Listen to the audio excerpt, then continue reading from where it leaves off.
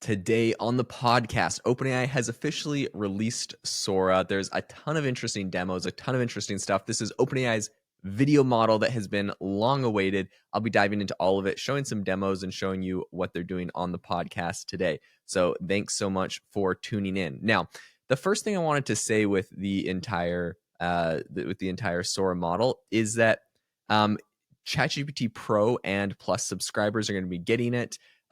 But not if you're in the EU. So I'll give you a little bit more details on that. This is a bit of a bummer.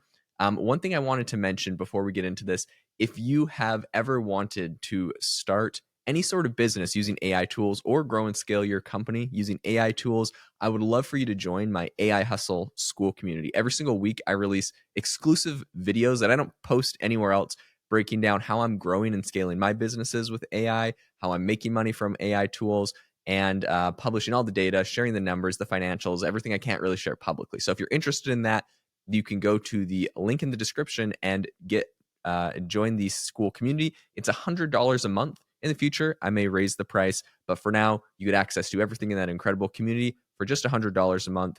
And you can go check it out. Link in the description. All right, let's get into the podcast today. So OpenAI Sora model, this is obviously a massive thing. And people are already sharing some demos. If you're watching on YouTube or Spotify, you can see there's a really interesting video that someone created of some girl wearing like a motorcycle helmet, wearing like this like shiny armor with like a transformer robot behind her. This stuff is really powerful. In order to use the platform, one thing that I wanted to talk about is actually the fact that you're gonna need credits. This is different than how OpenAI has done ChatGPT or even DALL-E on their platform before. You essentially get extra credits. Now, if you have a ChatGPT Plus or ChatGPT Pro plan, the Plus plan is going to give you 1,000 credits a month. The Pro plan is going to give you 10,000 credits a month. And what's interesting is that these have a resetting monthly with no rollover. So pretty much every month, your credits are going to reset. You're going to be able to use those credits. If you don't use those credits, they expire. So this is similar to what I've seen with a lot of video platforms. I'm not super surprised by this, but it's interesting seeing OpenAI kind of get into the credit arena instead of just like unlimited use like they've tried to do. Now, even the unlimited use on ChatGPT, they have to be really clever, where essentially they rate limit you to how much you can use something like a O1 model. And really, the rate limit is like using credits because they don't let you use above a certain amount in a certain amount of time. So like they have their own limitations on you. The credits are just a little bit more of a hard set rule. And I think they do that because they know people might want to make like 5 videos in one day and then not make videos for a while. So I think it's going to be interesting to see how that goes. So how are these credits, how much are these essentially costing? If you're generating a video in 480p, which is, in my opinion, a pretty low quality video, that's going to cost you about 20 to 150 credits of the 1,000 you are going to get with their base plan. If you're doing it in 720p, which I think is sort of usable for YouTube, you could maybe get away with this. That's going to cost you 30 to 540 credits. Now, that is a massive range. I'm going to be the first to say, right? So like 30 credits, yeah, that's nothing. 500 credits, well, that is, that's means you could generate less than 20 videos in a month at 540 credits. If you're doing 1080p, which I think you actually have to do, like maybe you play around with this to find a prompt at a lower setting, and once you find a prompt that's good, you're going to regenerate this thing at 180p, or 1080p. Like that's the only thing that you can actually really post on YouTube, I think, and that's not even like 4K, but that's like good enough. That's going to cost you 100 to 2,000 credits. Now, if you are getting 1,000 credits on the ChatGPT Plus, you can't even afford one video. You can afford half a video at its highest tier.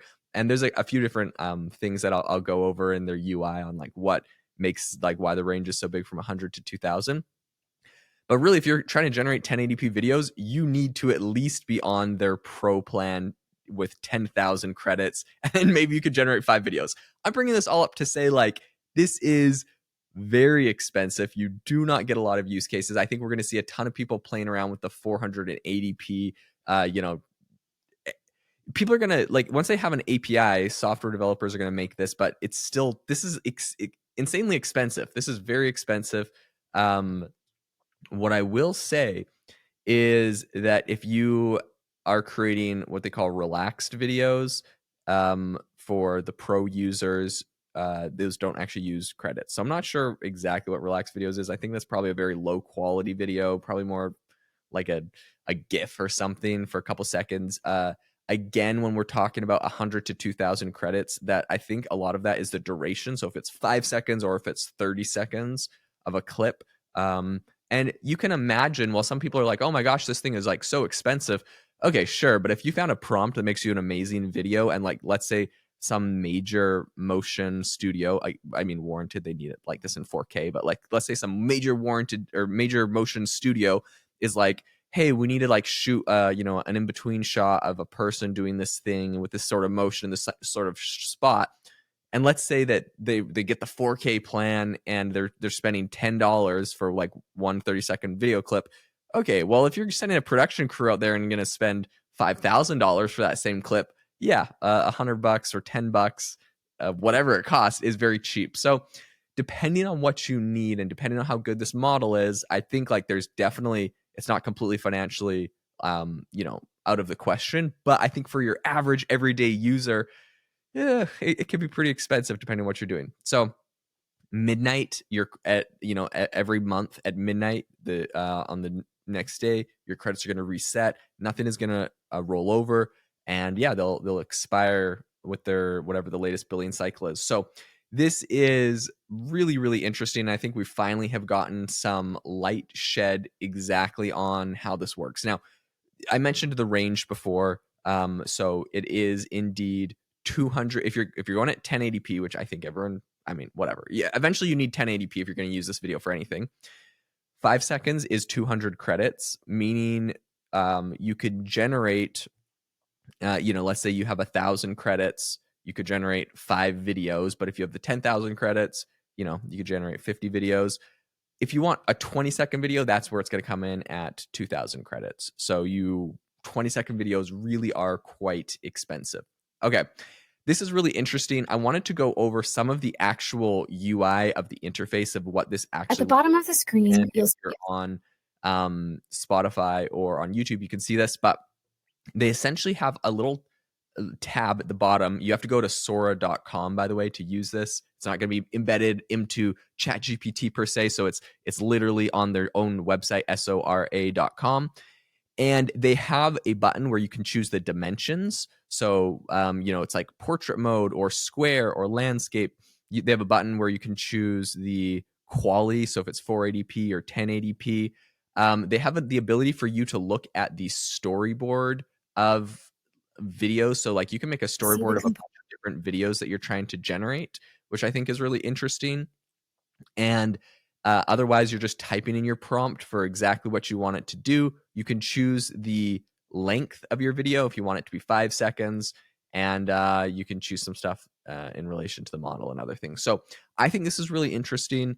They do have this like kind of cool feature they rolled out where you can essentially, once you've generated a video, you can hover your mouse over the video, and depending on which side of the video you're hovering over, it can like scrub through the video faster. So I guess if you want to just really quickly see if the video is good quality, the other UI element that I was mentioning before is that you can choose how many versions of the video you want it to generate. So if you are just trying to one shot get a great video, that's one thing, but typically people want to generate like 2, 3, 4 videos at once and then just pick their favorite one.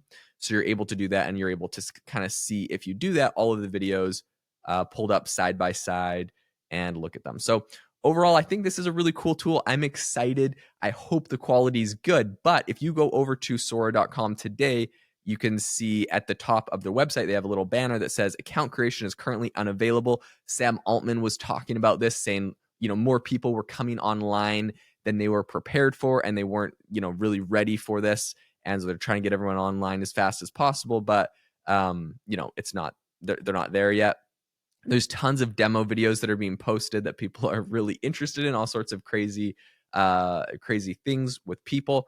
Now, one thing that I will mention is one of the big things that people have been asking about is the ability to actually create users, upload an image and have that, of like, let's say I would upload an image of myself and have that animated. You could imagine if you did a photo shoot, you could turn that into a whole movie by animating all of those videos. They're only letting certain people use that. They're very slowly rolling it out. And this is something that they have said, quote, "We obviously have a big target on our backs as OpenAI, so we want to prevent illegal activity with Sora, but we also want to balance the creativity with expression. We know that this will be an ongoing challenge. We might not get it perfect on day one. We're starting a little conversation. And so if our moderation doesn't quite get it right, just give us that feedback." Okay, so OpenAI really at this point, it feels like is quite worried about how people perceive them, how they're doing. They don't want to mess this up. So they have a lot of these stipulations where they're not actually able to upload those videos. They're only letting certain people use it. It's very, very interesting right now. That being said, I think that the technology is pretty cool. One last thing I want to bring up is that it is not going to be available in Europe right now. Sam Altman said demand higher than expected. Signups will be disabled and off, and generations will be slowed for a while. Doing our best. So obviously this is something they're struggling with. Someone said, "Bring it to Europe, please." And Sam, in response to that, said, "We want to. We offer our products in Europe and believe a strong Europe is important to the world. We also have to comply with regulations. I would generally expect us for new products to have delayed launches in Europe, and that there may be some that we just can't offer." Oof, this is really, really tough, if I'm being 100% honest. I hope that this isn't the case with Sora. I hope that Europe is able to get Sora. But the fact that he's bringing it up, like, look, maybe we just can't offer it, is, in my opinion, just does not bode well. So I hope they get it figured out. I hope that we get Sora in Europe, but definitely no guarantees on that. We'll have to continue following the story and seeing how it goes. Thanks so much for tuning into the podcast. Again, if you're interested in starting an online business, or if you're wanting to use AI for a side hustle or to grow your current business, go check out the link to the school community in the description. Thanks so much for tuning in, and I will catch you next time.